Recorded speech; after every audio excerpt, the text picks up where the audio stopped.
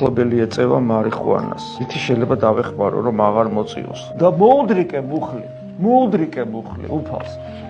მეტანიასაც უწოდებთ და მოუდრიკე და თხოვე რომ უფალო გევედრები შეეწიეთ შემახლობელს, იკლავს თავს ამ ნარკოტიკიდან, გადამირჩინო. ეს გულმხურვალე ლოცვა. დღეში ერთხელო გააკეთო, ორჯერო გააკეთო. სალმონი წაიკითხო ერთი და მერე მოუდრიკო მუხლი. 100 იესოს ლოცვა და მერე მოუდრიკო მუხლი. ანუ გესმით, ასეთი ადამიანის ლოცვას ნაყოფი გამოაქვს.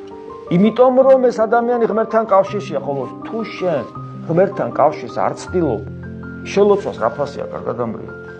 ის თუ ბალახის მარიხუანაში ხარ, არა ბალახის მარიხუანათი იკლავს თავს, შენ უღმერთობით იკლავ თავს. რა მნიშვნელობა? კავშირი ღმერთთან არის, მაშინ შენ შეგიძლია ღმერთს მამაშვილურად თხოვო.